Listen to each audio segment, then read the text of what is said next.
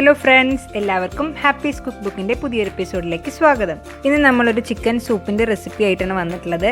Sweet corn chicken soup.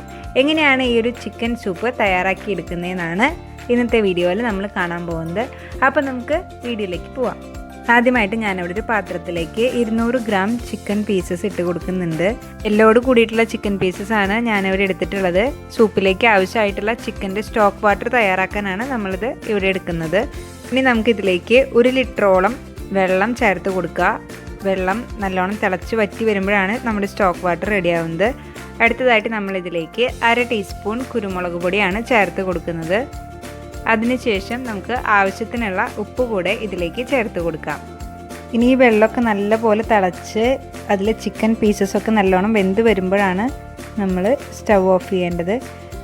ഇപ്പോൾ ഒരുവിധം ചിക്കനൊക്കെ നന്നായിട്ട് വെന്ത് വന്നിട്ടുണ്ട്. നമുക്കിതൊന്ന് വേവ് ഈ സമയത്ത് നോക്കാവുന്നതാണ്. ഇപ്പോൾ ചിക്കൻ പീസസൊക്കെ നന്നായിട്ട് വെന്ത് വന്നിട്ടുണ്ട്. നമുക്കിനി ഇതുപോലെ കോരി മറ്റൊരു പാത്രത്തിലേക്ക് മാറ്റി വയ്ക്കാം. നമുക്ക് ചിക്കൻ സൂപ്പ് ഉണ്ടാക്കുമ്പോൾ ഇങ്ങനെ ചിക്കൻ വേവിച്ചെടുത്ത വെള്ളം നമുക്ക് സ്റ്റോക്ക് വാട്ടറായിട്ട് യൂസ് ചെയ്യാം. അതല്ലെങ്കിൽ തന്നെ നമുക്ക് ചിക്കൻ സ്റ്റോക്കിൻ്റെ ക്യൂബ്സ് നമുക്ക് വാങ്ങാനായിട്ട് കിട്ടും. അത് വെച്ചിട്ടാണെങ്കിലും നമുക്കിതുപോലെ സ്റ്റോക്ക് വാട്ടർ തയ്യാറാക്കി എടുക്കാവുന്നതാണ്. നമ്മൾ വീട്ടിലൊക്കെ പെട്ടെന്ന് ചെയ്യുമ്പോൾ ഇതായിരിക്കും നല്ലൊരു മെത്തേഡ് എന്ന് പറയുന്നത്.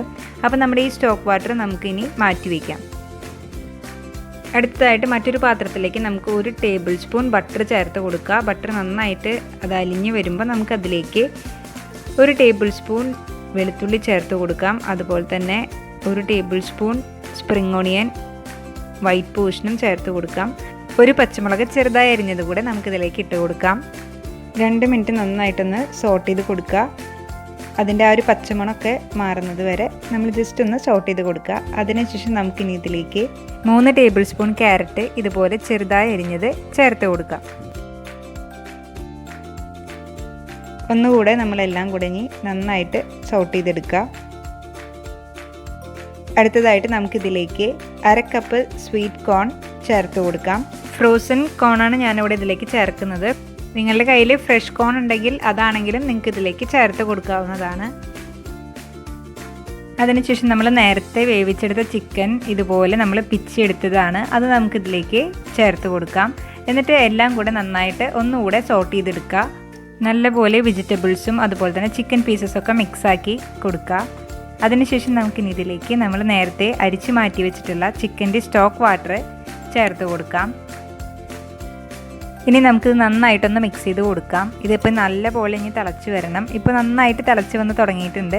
ഈ ഒരു സമയമാകുമ്പോൾ ഇതിൻ്റെ തിക്നെസ് ഒന്ന് കൂട്ടാനായിട്ട് നമുക്കിതിലേക്ക് 1 ടേബിൾ സ്പൂൺ കോൺഫ്ലോർ കുറച്ച് വെള്ളത്തിൽ മിക്സ് ചെയ്തെടുത്തതാണ്. കട്ടയില്ലാതെ നല്ലപോലെ മിക്സ് ചെയ്തെടുക്കുക. അത് നമുക്ക് ചേർത്ത് കൊടുക്കാം.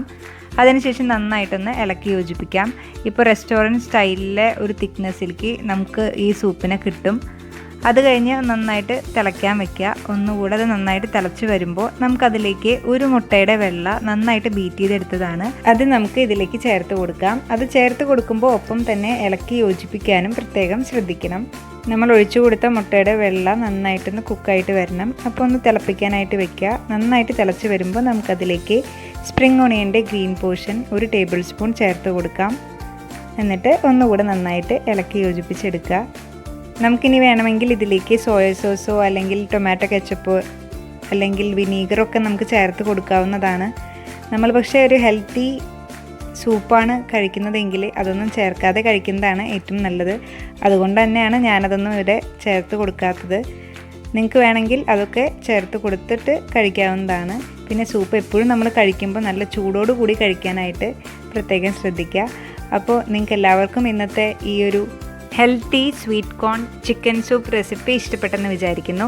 തീർച്ചയായിട്ടും നിങ്ങളിത് ട്രൈ ചെയ്ത് നോക്കുക. ട്രൈ ചെയ്ത് നോക്കിയിട്ട് നിങ്ങളുടെ കമൻറ്റ്സ് ഞങ്ങളെ അറിയിക്കുക. അതുപോലെ തന്നെ എന്നും പറയാറുള്ളത് പോലെ തന്നെ വീഡിയോ ഇഷ്ടപ്പെട്ടാൽ ലൈക്ക് ചെയ്യുക. ഫാമിലി ഫ്രണ്ട്സായിട്ടൊന്ന് ഷെയർ ചെയ്ത് കൊടുക്കുക. അതുമാത്രമല്ല, ആരെങ്കിലും നമ്മുടെ ചാനലിൽ ഇപ്പോൾ പുതുതായിട്ട് നമ്മുടെ ചാനൽ വീഡിയോസ് കാണുന്നുണ്ടെങ്കിൽ സബ്സ്ക്രൈബ് ചെയ്യാനായിട്ട് മറക്കരുത്. സബ്സ്ക്രൈബ് ചെയ്യുമ്പോൾ തൊട്ടപ്പുറത്തുള്ള ബെല്ലൈക്കണിൽ ഓൾ എന്ന് കൂടി എനേബിൾ ചെയ്യുക. അടുത്ത ദിവസം മറ്റൊരു വ്യത്യസ്ത റെസിപ്പിയുമായിട്ട് നമുക്ക് വീണ്ടും കാണാം. താങ്ക്